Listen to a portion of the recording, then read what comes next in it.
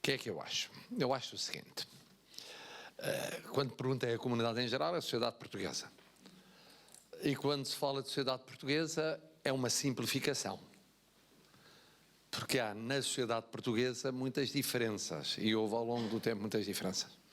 Não é por acaso que as tragédias que vivemos neste verão e depois no começo do outono, mostraram que havia vários Portugais dentro do Portugal. E que há um Portugal que se fala mais, porque onde há mais gente a viver, o chamado metropolitano, as grandes áreas metropolitanas, normalmente se espera do litoral, e onde estão mais atividades económicas, mais atividades sociais, mais atividades culturais, muitos centros de poder. E depois há outros Portugais menos falados, menos conhecidos, e se isto ainda é hoje assim, tem a noção do que era há 10, há 20, há 30, há 40, há 50, há 60 anos. Portanto, isto para dizer que é uma simplificação de dizer, há uma sociedade portuguesa, há várias sociedades portuguesas, que ainda hoje, sendo um país muito mais coeso, mais, apesar de tudo, mais harmónico do que era, ainda tem graus de desenvolvimento diferentes, graus de pobreza ou não pobreza diferentes, graus de preparação escolar e cultural e tal, diferentes, níveis de desenvolvimento económico diferentes. Bom, a segunda coisa que queria dizer é a seguinte, se formos então lá mais para trás, e o mais para trás não é tão atrás assim, é quando eu tinha 10 anos. Quando eu tinha 10 anos, 9 anos, a escolaridade obrigatória para as mulheres eram 3 anos, para os homens 4 anos, depois é que passaram a ser 4. Depois demorou um tempo até passar a ser 6 anos. Isso aconteceu muito tarde em relação a outros países da Europa. E essa situação, que se sentia também na saúde, era acompanhada de discriminações grandes. Uma delas, já foi aqui falada, é, por exemplo, em relação à mulher. Até ao 25 de Abril, até à nova Constituição, havia profissões que as mulheres não podiam ter, mas todas. E, em rigor, não havia igualdade de voto entre homem e mulher. De facto, na prática, só poucas mulheres tinham o direito de voto, até 74. Tinham certas habilitações, eram chefes de família, por aí dentro. Havia uma limitação, de facto. Vai-se ver o número de votantes, que aliás era insignificante em relação à população. Havia para aí recenseados 1 milhão e tal, e de 9 milhões, quase 10 milhões, e as mulheres eram muito poucas. E tendo melhorado esse panorama, ainda encontramos ao longo das décadas uma luta enorme a fazer culturalmente relativamente à igualdade entre mulher e homem. Bom, se passarmos para a realidade de comunidades culturalmente diferentes na sociedade portuguesa, nós encontramos também um processo, que é um processo que não é um processo linear, não é um processo fácil. Foi um processo difícil. Mesmo sendo Portugal um país de emigração, portanto habituado a ter muitos compatriotas nossos lá fora, a lidar com várias culturas e com várias civilizações, cá dentro muitas vezes houve incompreensão relativamente aos que chegavam, porque éramos mais um país de emigração do que de imigração. Recebia menos do que havia portugueses que partiam. E havia sociedades que integravam melhor, sociedades que integravam pior. E havia, portanto, graus muito diversos de compreensão relativamente aos que chegavam e se integravam. Depois há uma terceira regra, que é a seguinte: cada vez que há crises económicas e sociais, a tolerância sofre, toda, porque as pessoas ficam mais egoístas. Mas sofre entre familiares, sofre entre vizinhos, sofre entre membros da mesma comunidade local, sofre em relação a outras comunidades culturalmente diferentes. Não, mas artista é assim. Isso é o encanto de ser artista e fotógrafo. Pronto, exatamente. Bom, mas isso não tem problema nenhum, pode ser, atenção, alguma hipótese de trabalho interessante do ponto de vista artístico, que há que não perder. Mas, isto para dizer que, e a sociedade portuguesa atravessou, há pouco tempo, um período de crise muito profunda. Mais, um pouco a nível internacional, nós encontramos fenómenos preocupantes de xenofobia. Alguns até são chamados populistas pela forma como atuam e o tipo de argumentos que utilizam, o tipo de linguagem que utilizam. Outros chamam hipernacionalistas, no sentido negativo do termo, que é comunidades que dizem nós não aceitamos imigrantes. Não aceitamos, ponto final, parágrafo. E estamos a ver em países com culturas antigas que sofreram muito por eles próprios terem tido dificuldade em ser aceitos, porque foram dominados e foram, em muitos casos, maltratados por outros povos, e, no entanto, que entraram nessa onda de uma forma muito impressionante. Por isso esta luta é uma luta constante. É uma luta constante. A luta pela igualdade, a luta pela solidariedade, a luta pela coesão social, a luta pela capacidade de inclusão, a luta pelo diálogo cultural e civilizacional, pelo diálogo religioso também, isso também se aplica no plano religioso, não é? É uma luta constante. E às vezes as coisas que me impressionava era, como professora, ter alunos muito novos, e aqui e ali um ou outro colega, mais raramente, novos, que apareciam com argumentos que eu achava muito velhos, que era o ressuscitar, outra vez, de fantasmas de exclusão social, de barreiras sociais, de medo. Porque então, em períodos de crise, as pessoas ficam com um instinto de medo e precisam de encontrar botes expiatórios. Precisam de encontrar responsáveis que não eles, nem a comunidade em que pensam que se integram. E eu passava a vida a dizer, e digo ainda, que a riqueza da Europa foi sempre a ser um cruzamento, uma encruzilhada de culturas e civilizações. Não há europeus puros. Não há. Encontrem-me europeus puros. Não há. É fazer exame de ADN para descobrir que não há. E é descobrir, ir ver os cruzamentos que houve, e essa era a riqueza da Europa. E quando a Europa não percebe isso, está a perder a sua riqueza. Mas é a riqueza do mundo. É uma realidade natural. Foi assim ao longo da história, é assim. Agora, é evidente que isto significa, podemos generalizar? Não. Do mesmo modo que se dizia muito bem que não se pode generalizar os juízos em relação a certas comunidades, também não se pode generalizar a ideia de que na sociedade portuguesa como um todo há uma posição de intolerância. Há zonas e zonas, há setores, há pessoas e pessoas, há grupos e grupos, e eu diria até o seguinte, que com exceções, à medida que se desce na idade e as pessoas circulam mais, conhecem mais, têm mais mundo, porque eles chegam por outras vias que não é apenas pela via física, inevitavelmente a compreensão tende a ser maior e a aceitação da diferença. Porque essa é que é a grande riqueza das sociedades que integramos, é que não há duas pessoas iguais. Mesmo olhando para as que se pertencem a uma mesma comunidade religiosa, étnica, cultural, o que queiram, não há duas pessoas iguais. E por isso os percursos são necessariamente diferentes. Sem negarem, obviamente, aquilo que consideram a força das suas raízes e que são muito importantes e que são essenciais.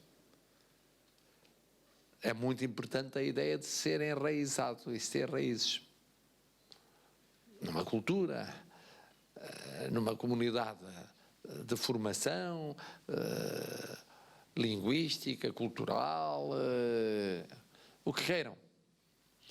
E, portanto, como é que eu vejo? Eu não generalizaria.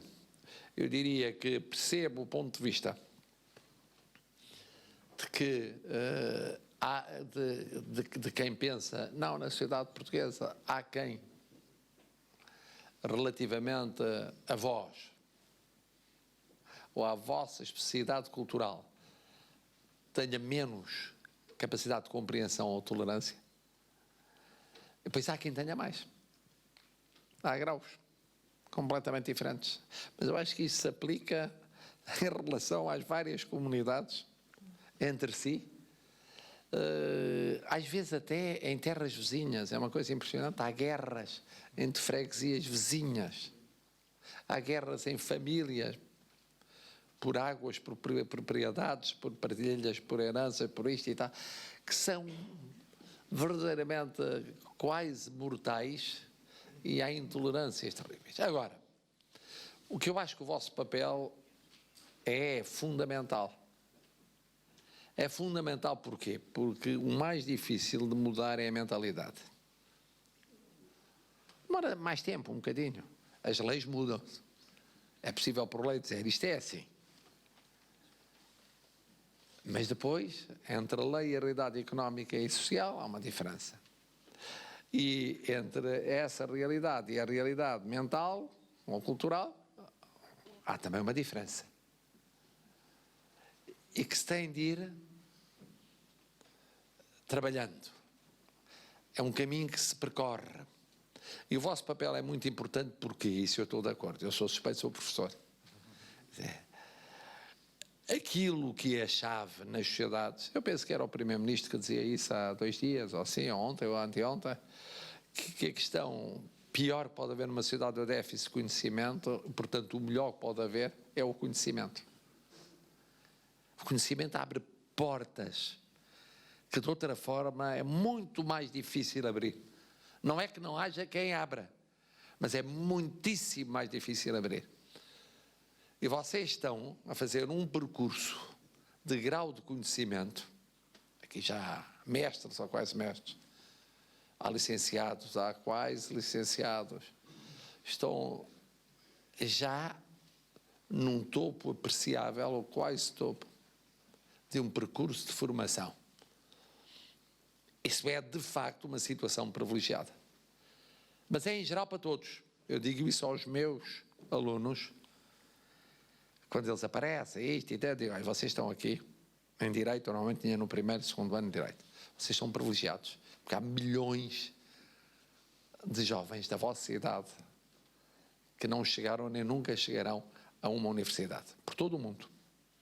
E há em Portugal muitos milhares que não chegaram, nem chegarão àquilo onde se encontra. Isso acarreta uma maior responsabilidade. Quem mais recebe, mais deve dar.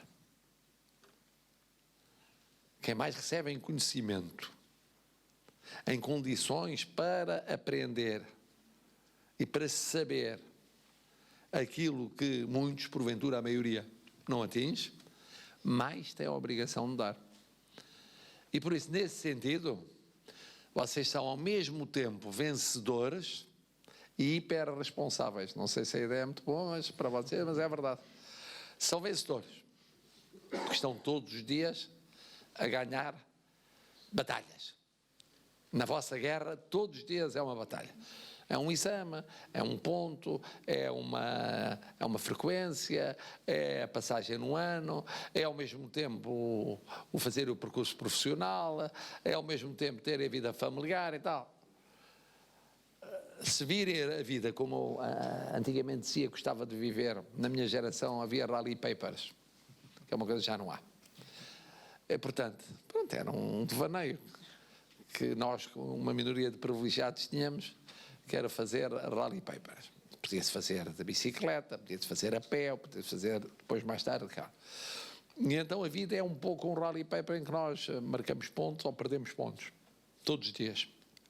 Há dias em que marcamos muitos pontos, há dias em que perdemos pontos, em que não corre bem. Falhamos isto, depois há dias em que corre muito bem, há dias mistos. Normalmente é o que acontece.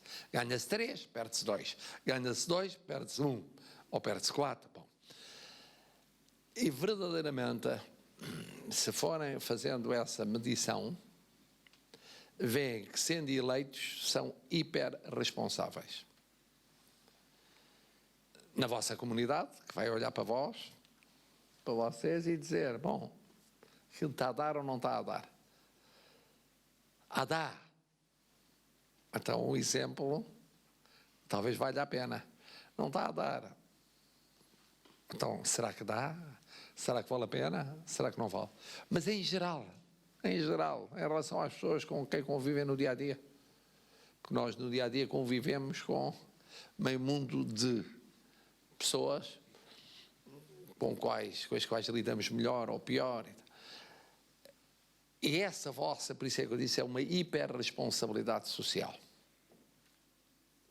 Não é para ficarem preocupados excessivamente, sobretudo se forem, não direi otimistas, mas determinados e positivos de pensamento, como se deve ser. Mas é um facto,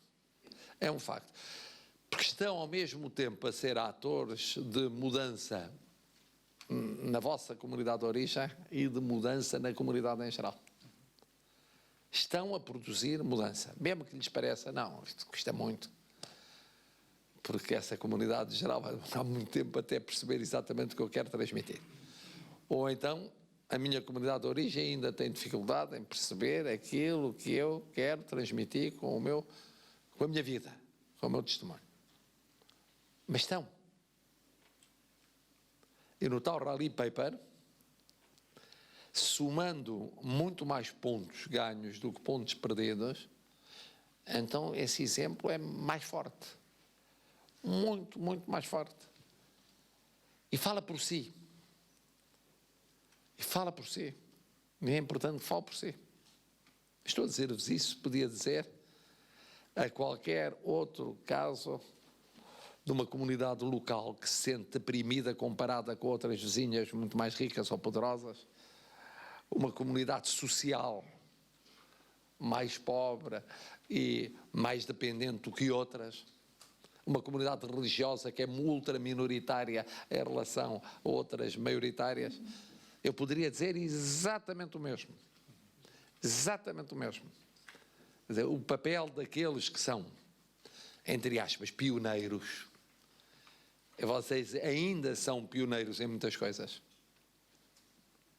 em relação às gerações mais velhas. Já aqui foi dito, a maneira como viviam ou como agiam economicamente, financeiramente, socialmente.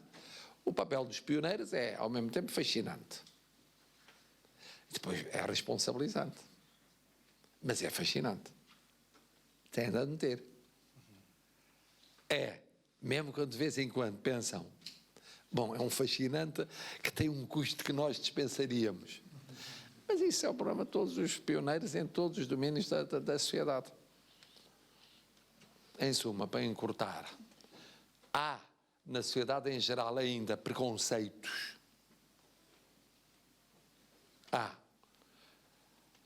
Mas há tantos preconceitos na sociedade em geral em relação a tanta coisa. E nas relações pessoais, se forem bem a ver.